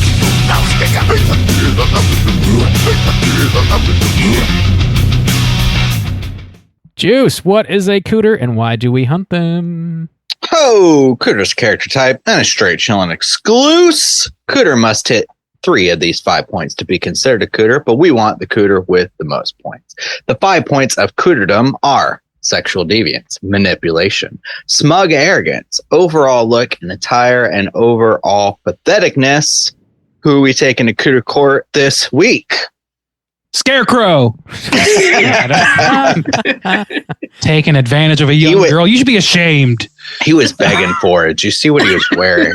Oh my God. He had it coming top to hats. him. He really had a come hither top hat on. I mean, it's I think it's totally Pearl. Yeah, I think it's Pearl, let's probably. do Pearl. We could talk about Mr. Bohemian later, but let's talk about Pearl for now. So Pearl, let's see. Sexual deviance. Sexual deviance. Okay, why is she a scarecrow? Yeah, for fine. one, Cheating on the old husband. Yeah. Cheating on the husband. We could give her for that. Humping a scarecrow. Someone else's scarecrow. That's not consensual. She's It could be her scarecrow. too. No. Yeah. I don't think it is. The bath. Yeah, she's Oof. the bath thing bothered me. Weird. Yeah. It I think that was stacks the biggest these one. things. I loved how you could tell too, and it all kind of adds up when you look back. But the mom's disturbed, when she comes in, look about okay, it makes a whole lot of sense later when she's like, "You're not right." Yeah, There's I think something you might wrong be with fucked you. up, honey. Yeah, no teenage girl wants to bathe in front of her father, I would assume, Unless So, they don't recognize personhood in her father, as is the case here. Yeah. So Bigger that's issue. Sexual deviance. Don't bathe in front of your father, unless he's your daddy. Unless he's into that. Bathe in front of your daddy, not in front of your father. Paterfamilias, not Pathetic. I don't know. I have no way to go with that. As sad as it is, I would give her the patheticness of putting so much importance on this. And then also, I mean, if you want to tie into the elements of X, the way she talks about it as if it's something bigger and important, but even just her little freak out after not getting the part. I need her. No, it's sad, but also when she's killing people, you're like, okay, that's pathetic. Yeah, it's exactly if she had dealt with it like everybody deals with naive dreams swallowing up by some bad event or something, like your first taste of rejection, that sort of thing. That's fine. That is human nature to be upset about that. Even the heavy sobbing, I don't mind. But you went on to you have killed your parents at this point. You are now, you have nothing to go back to because you were that fucking naive. That is some pathetic shit. And unfortunately, that's a thing that exists in real cases across the world where people of an impressionable young age think they're striking out and for some reason get violent in the act and then have nothing to come back to except trouble. And I don't know. I see it as a pretty pathetic move. Yeah. I think it's pathetic. Smug arrogance. Smug arrogance. I don't think there's. Well, no, actually, It's gotta be me. she It's gotta be deludes me. herself into thinking she's a star the whole movie. Yeah. Quote, I'm a star. I'm a star. I mean, Star. I'm a star. Yeah. Yes. No, I think but it's also like, that's also part of the patheticness because it is just a heavy handed delusion that she needs to explain why she's unhappy with her life. There's also some elements to it. She does it with the scarecrow, but she kind of like adds it in with the bohemian guy where she's like, I'm married or whatever. It's like, you're the one who's humping me. Says the scarecrow. I'm an innocent bystander here. I'm an scarecrow broke her vows for her. And then looking attire, I think within the context of this film, everything she wears is pretty standard, or not standard, but fits. Yeah. The pigtails, maybe like, she is an adult. Yeah, I don't know. I'm not that in tune with the era style of hairdo, but You're not? Huh. I know. It's shocking. Who would have thought? So okay, she hits. 4 out of Anybody 5. want to run Mr. Bohemian through the ringer? Run him through the ringer. Yeah. Does he know that she's married? She mentions it. Yeah. She does. Okay, so sexual deviant. Sexual deviant for sure. Yeah. Also, like, at least for his era, certainly sexually deviant because he's passing around stag films and shit. But that's a matter of interpretation for the era, I guess. Smug because he's like, babe, you know about Europe? Yeah, exactly. It's like, fuck off. Never heard of this place. Yeah, I'm what you might call a bohemian. Smug, arrogant. No house. Some people might call me in a back room, baby. Do you live here? You live here? I love it. I'm not a tramp. I'm a bohemian. I want that on my fucking gravestone. This is my boy Randy the Tramp, aka Bohemian. Let's see. Looking at Tyre, I think he looks pretty dapper. He pulls that off. He's got a con man's level of dapperness. Pathetic, not so much, I guess. Like, it's a little, I don't know. I think that he really like I don't know. It's tough to say. If we had gotten a scene where it was like shown to us that he's like full of shit about ever being to Europe or anything like that, I would see that as both totally in place and it would justify the patheticness side of things. But they didn't really give us that. We're just left to assume that he was being honest about all that. So I think he hits probably like 3: sexual deviance, smug arrogance. Shit. I don't think he hits another one that we are aware of. Okay. Doesn't really manipulate. He's close though. No manipulation. Not really. I mean, he kind of does. He just kind of hits on a girl who, yes, she said that she's married, but also she did not turn him down. Yeah. I guess the Europe thing could be seen as manipulation. Like a young, impressionable person, like, you should be in showing her porn. Yeah, maybe. Yeah. I'd like to see you up there. It's maybe. Let's give him manipulation. I think y'all going to be up there very soon, honey. All right, toots. Why get on up there. Show the asshole. Show the asshole. Damn. Straight for the ass, huh? What is a butthole? Are you the butthole? Do you going straight for the feature shot. Oh, that's what they mean when they say they want to see your third eye. That's what they mean. Prying open my third eye. Maynard James Keenan did. I want to see your third eye, baby. That's Randy's go-to line. Hey, I haven't used that one myself, but I'll take it. Look, man, you travel in the circles I travel in. It's an instant win. Looking for that third eye, girl. Where is this going? Where have I taken us? I regret everything. Everything. All right. Well, I think we got Pearl, and then we definitely got Mr. Bohemian Rhapsody himself. So double hitter. Right. That's got to be it, though. There's really, like, the parents aren't really going to hit, I don't think. I don't think so. The crocodile doesn't hit. So yeah, I think we got him. Howard hits patheticness, but that's about it. Yeah. All right, lock him on up. Lock him up. All right, let's relax. Let's kick our feet up. Talk about what we've been watching this week. Hey gang, what you been watching? Caitlin, why don't you kick us off? Other than Pearl, you been watching anything cool? Oh, so many things. I watched Barbarian. Nice. So I went to the theater like a little twice in 1 week there. It was a lot of fun. Have you guys seen it? Yeah. Oh, yeah. Okay. Well, I don't want to spoil any main episodes or bonus episodes, but we'll connect on thoughts on Barbarian. But had a lot of fun with that. My friend that I saw it with is not. She's she's a solid horror fan. Colleen, she's been on my show a lot. She was recently on for Raw, but it really scared her. She slept with the lights on and like blocked her bedroom door at the table. So it really got her. As someone who's been in more than my share of Airbnbs, I mean, there was some afterthought for me. I was like, I got a 3 a.m. text that said, like, I can hear suckling. And I was like, babe, no, you can't. Like, no, it's all good. I finished up the new seasons of What We Do in the Shadows and American Horror Stories, which is the spinoff of American Horror Story. I've been watching Dahmer, or Monster, I think is what it's officially called, but the Evan Peters portrayal of Jeffrey Dahmer on Netflix. It's really good.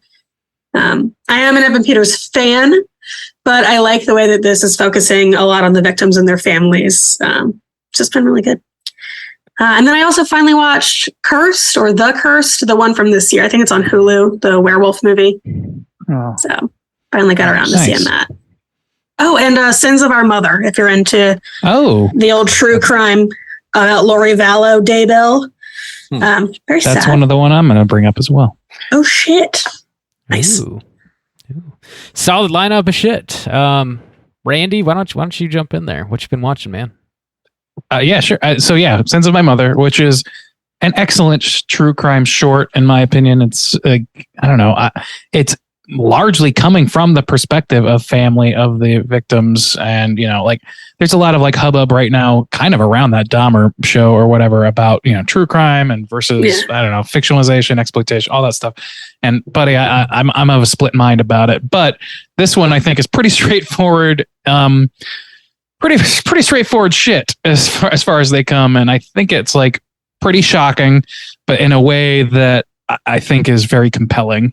So it's a very compelling story, and it's like honestly is a pretty good warning sign for the cultural temperature, I think. So yeah, there's that. Barbarian as well. I got for the first time I got to see one of my personal favorite films on the big screen, and that was Clue. I got to see that. Nice. In a fucking theater, and it was excellent. It was a dream come true, honestly. Had a great time. Rewatched Suspiria, the 2018 remake. So I got my Mia Goth fill this week for sure. Been rewatching Succession. It's still great. Been playing the board game Horrified, which is a Universal Monsters themed board game. I recommend it. It's a little confusing to start, but it's a lot of fun. And watched almost every episode so far of the 101 Scariest Moments on Shudder, that Shudder show, which is just like a little compendium of a little countdown of scary shots from films, some of which are very, very recent films. I was shocked how recent they went with some of them. But it's pretty light. I kind of just throw it on. I don't know that I would, go on. Oh, and I also watched a movie called We're All Going to the World's Fair. Very unique movie. Mm-hmm. Very strange and very interesting in terms of like being centered around internet horror subcultures. Yeah. Specifically the YouTube space. I think it's a pretty interesting fucking movie. I don't know that I love it, and I really don't want to watch it again anytime soon. Yeah. But it's just fucking interesting. I don't know how else to say it. I've heard good things. I saw it like this spring or whatever, because at the time, it was one of the top horror movies at the time. But then I was like, is this horror? But it's different. It reminds me of another movie, but I never can mention it without spoiling kind of what this movie, the twist of this movie. Then. Yeah. But yeah, I didn't love it, but I thought it was interesting. Yeah, I honestly, there's like literal YouTubers I have whose content I've watched who feature in that movie, like in bit parts. Wow. It's very strange. Anyway, so yeah, that's it for my list. Thai juice. Bob, juice. Juice. Yeah. Somebody. What you been watching? A ton of things. Adam's Family Values, or Adam's Family Value, whatever. Delightful film. I love it. Yeah, so delightful. Charlie Brown. Eat me. Yeah. Charlie Brown, The Great Pumpkin, Charlie Brown, whatever. Also got to do it. Wonderful. Is your bit going to be not getting a single title right? Maybe. I watched this thing for the first time, a Mickey Mouse Halloween Spooktacular, just because I typed in Halloween on Disney Plus. I was like, oh, what do they got on here? And this popped up. They have some Mickey show, I guess. So this was just is this the modern Mickey? Sure. I think so. It's only 22 minutes. It's got like this interesting animation style, though, that kind of in some ways reminded me of Ren and Stimpy. Weird. That wonky kind of look. Show. Yeah. So I like it personally. Yeah, I actually really liked it. They do a Frankenstein spoof, and it's like an anthology type of thing. It was pretty good. Watch Barbarian. We'll talk about that in some kind of capacity, but it was good. I like that. Casper, gotta do it. Watch Casper. Hocus Pocus, gotta do it. Watch Hocus Pocus. Wonderful per usual. I watched Resurrection. You boys saw this at that festival you went to over the summer. Mm-hmm. Yeah. I watched that. I thought it was pretty good. A little wonky. I'm still kind of thinking about it a lot, but good. It was good. We just saw her in The Gift. What's that actress's name? Rebecca Hall. Yeah, Rebecca Hall. I always want to say Rebecca Black, and then I get embarrassed because that's the Friday girl. And then you get it right, and then you mention how you usually mess it up and get embarrassed. Yeah, I mean, the laugh's worth it. I can embarrass myself for a laugh. Don't rain on the parade, buddy.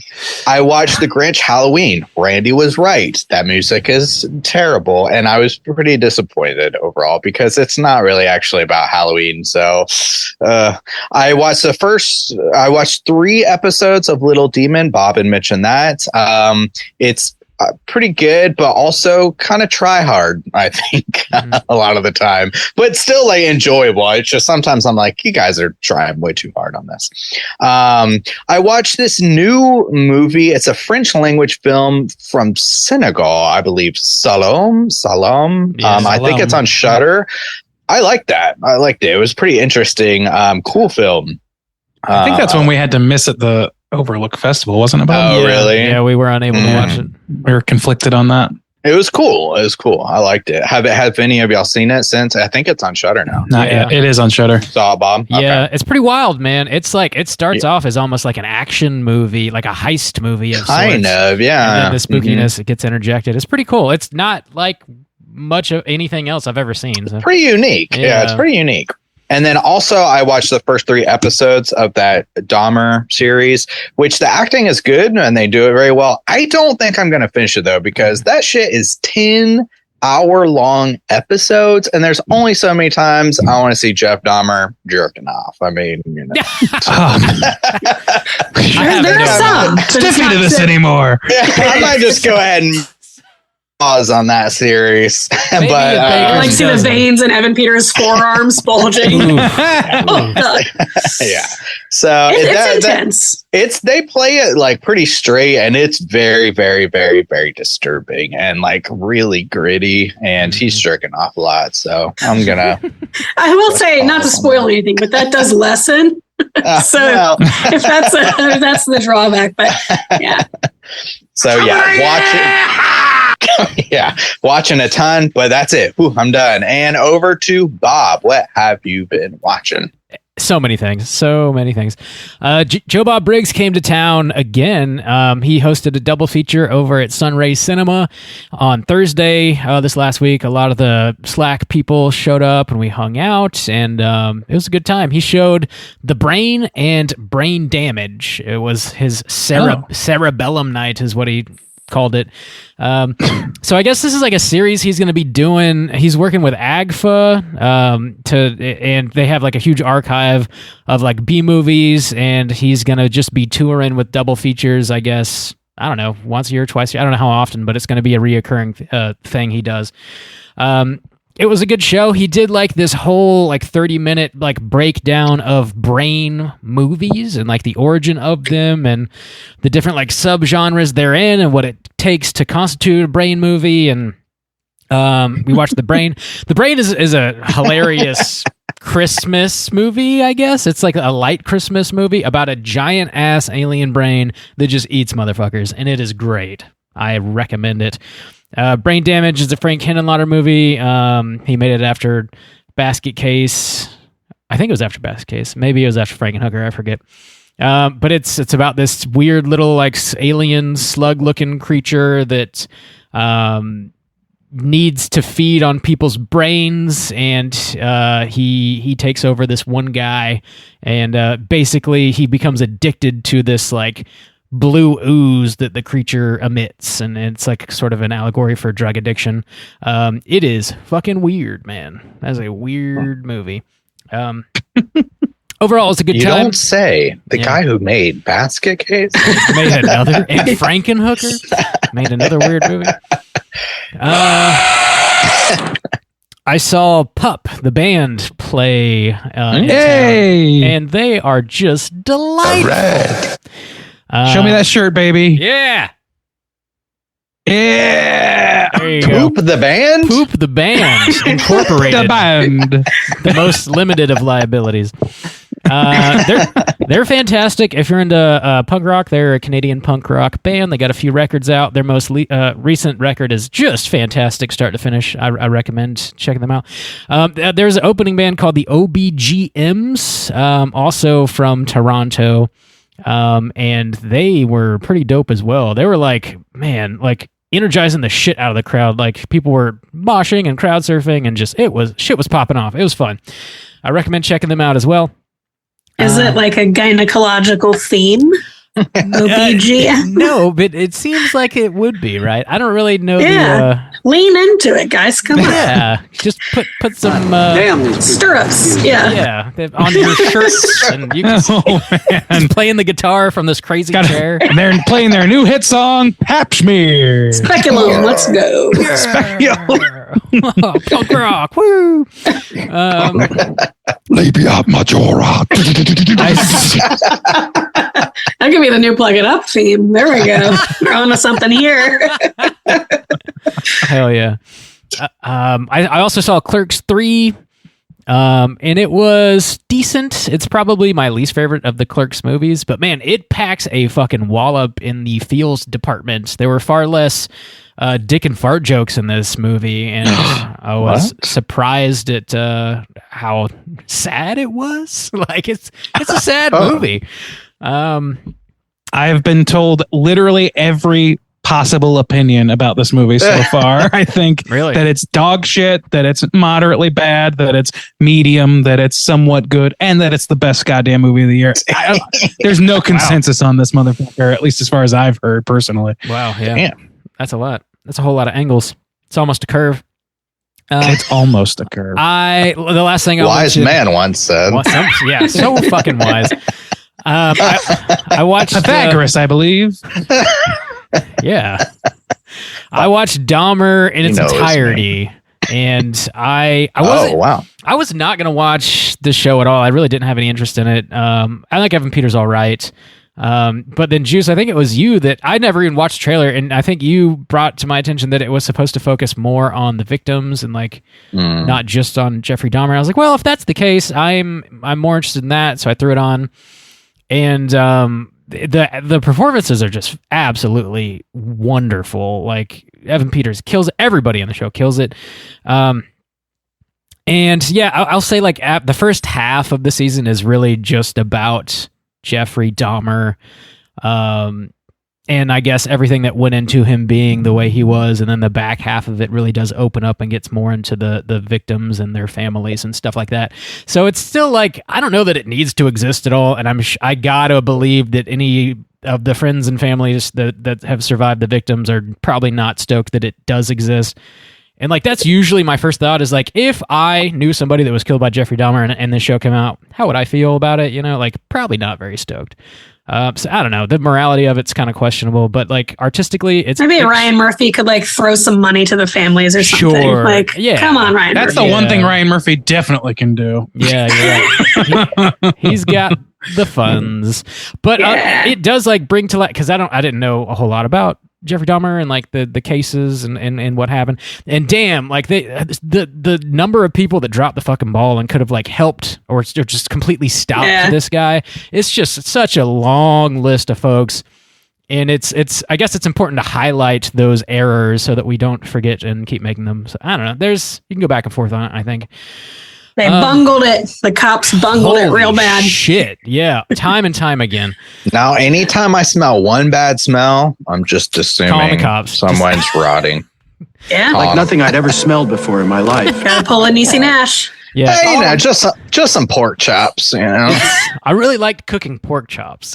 It's like, damn, dude. Yeah. If you were like dissolving bodies in your tiny little apartment, that shit would probably smell terrible. Yeah.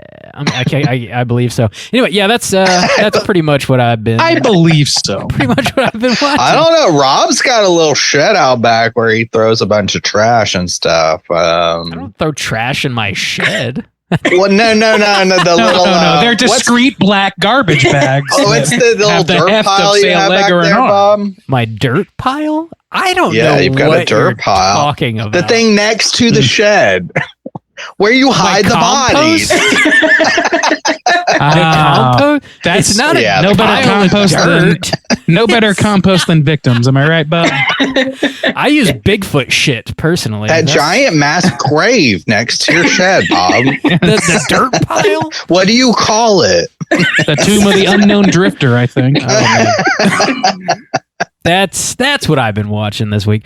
Let's go ahead and get into our last segment here. It is, of course, our Hotline Screams. Hotline Scream.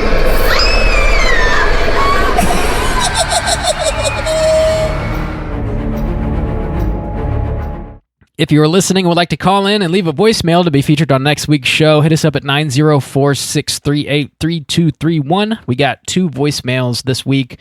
First up, we're hearing from Anna P. Let's hear what she has to say.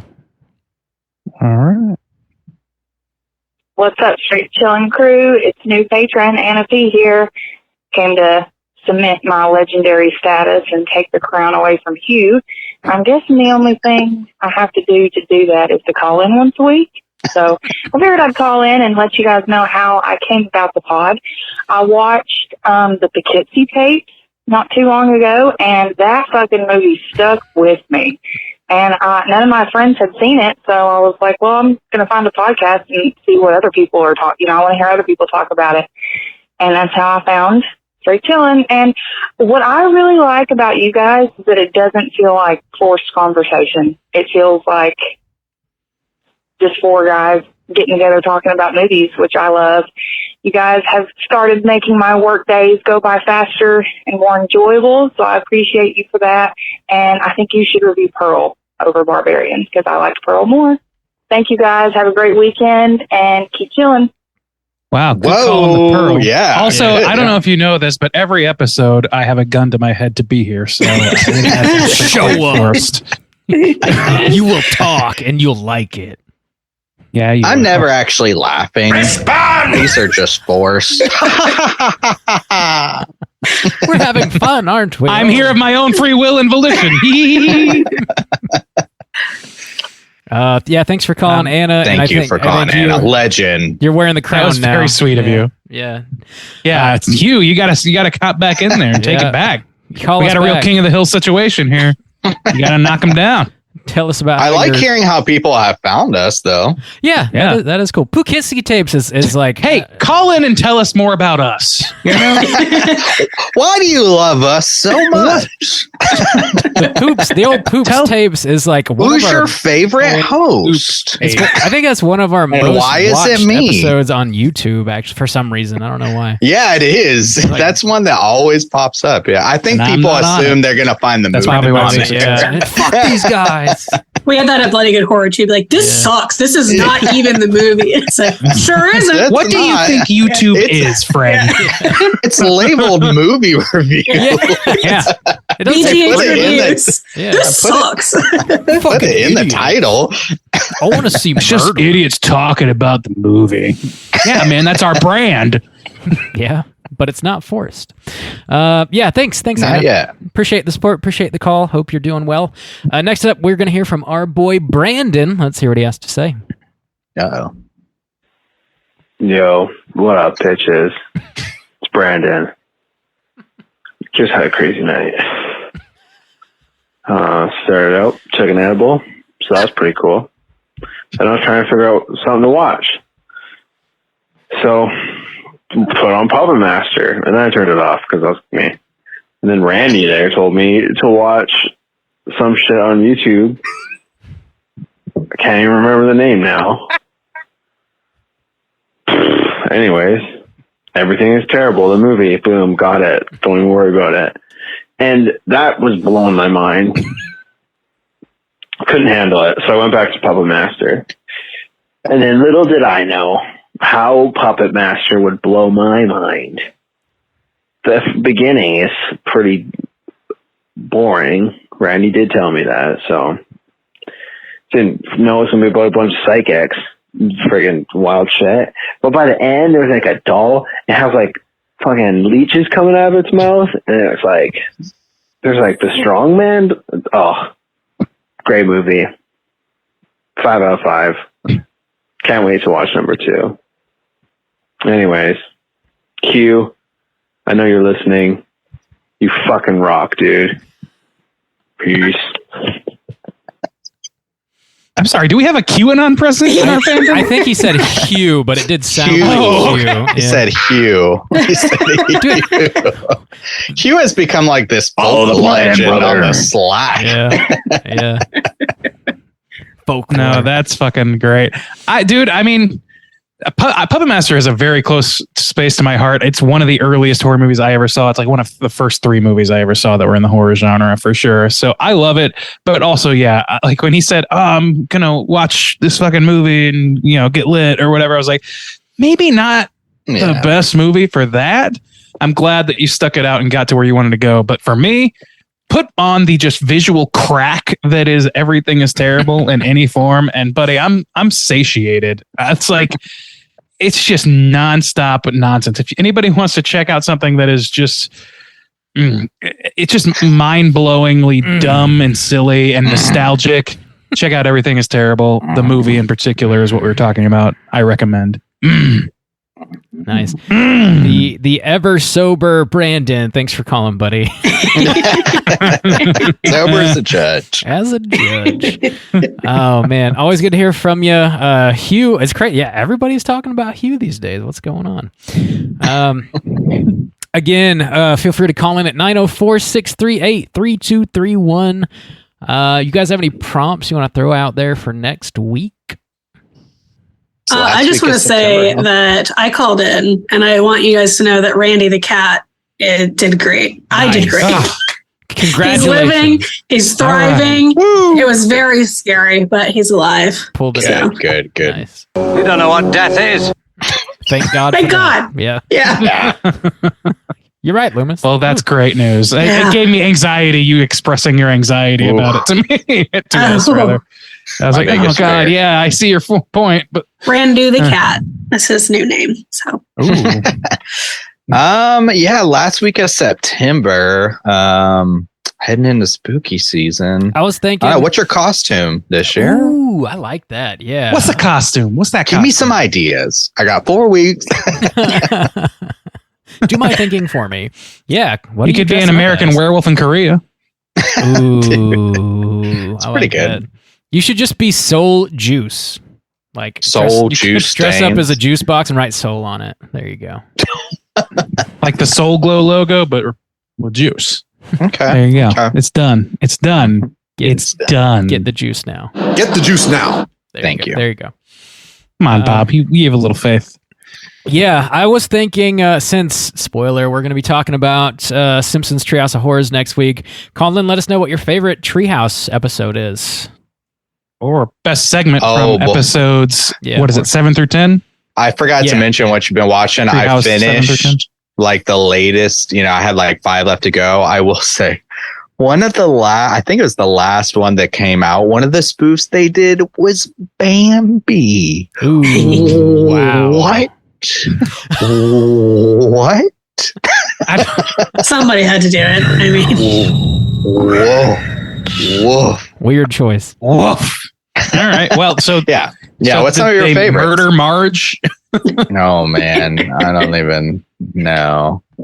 It was bad. It was bad. Bad as in literally bad, or bad as in like bad as in it made you feel bad. No, it was literally bad. Shocker. Wow. I had a reputation in high school for being like the Simpsons girl because I wore a lot of like boys Simpsons t-shirts. And when we were covering Poe in like, I don't know, 11th grade or something, there's one of the Treehouse of Horrors does The Raven. And I brought it in, and my teacher was pregnant at that point, and she was just like, I don't care what you guys do. So we just watch The Simpsons like the rest of, because I brought in like the season, like, because I was like, was my thing. So then we watched it the rest of the class, and I was like the hero of the moment. Nice. It was great. Hell yeah. Nice. Love Treehouse of Horror. What's your favorite Treehouse of Horror? Yeah. And I think we did, you know what? We did one last year too, which might be good with that upcoming episode of if you could take a movie that hasn't been done as a Treehouse spoof, like what would you want to do? What would you want to see? Oh, damn. Yeah, done as a Treehouse spoof. That's tough. I don't know. Tough, man. There's Pearl. I mean, Pearl. Why not? Lisa is Pearl. Yeah. Ooh, wow. I did for the trivia that I host, I did include the Treehouse of Horror like song, like the Simpsons theme. And luckily, like about half the people got it for trivia because I was like, you have to be specific. You can't just say the Simpsons. It has to be Treehouse of Horror. Nice. Yeah. Treehouse of Terror. Yes. Right, Randy? Someone did write that. Yes. I mix that up all Randy the time. Says it all the time during our review. It's my real. It's my Rebecca Black situation all over again. So. You would not have gotten the point. I'm so sorry. That's all right. I'll get by. Just from this year, Nope might be a cool spoof. Nope, they'll have to do. Kang and Kodos could like make an appearance, and Bart and Lisa on the farm. And the horses, yes. Find out. Wild horses. Cool. Maggie could kill it by plugging it up with her pacifier. Boom. Just wrote it. I just wrote it next year. That's as good as most episodes of The Simpsons these days. Dude, some of them, yeah. Send them an invoice. Let them know. So, yeah, call in and leave us your voicemails, 904-638-3231. Big thanks to Caitlin again for sitting in with us this week. We really do appreciate it. Do you want to remind everybody where they can find your show? Yeah, thanks again for having me, by the way. I love your show very much. You can find me at Plug It Up Pod on Instagram and Twitter, and I'll post everything related to Plug It Up there. And if you're local to the Richmond, Virginia area, I host horror trivia that I write the first Friday of every month. And the next one is October 7th, so it'll be super spooky. Nice. So, hell yeah. Joe Bob round. I'll have a Joe Bob hat. It'll be a whole thing. So badass. I wish I was closer. I would definitely be there. That's awesome. The response has been great. It's been really fun. Nice. Love to hear that. Yeah. Cool. Yeah, check out Plug It Up everywhere you get your podcast. Next week, we're going to be talking about Simpsons Treehouse of Horrors. We're talking episodes 8, 9, and 10. That's where 8, 9, 10. 8, 9, and 10, yeah. So check those out and get ready for next week's show. Until then, please rate, review, and subscribe to us on iTunes. You can hit us up on Instagram at Straight Chilling Podcast, on Twitter at STR8_chilling. You can send an email to straightchillingpodcast@gmail.com. And if you want to join in our daily Slack channel conversations, just hit us up on one of those social media outlets. I'll send you a link so you can do so. And until next week, as always, all you mother truckers, please keep chilling. The colors, Duke! The colors!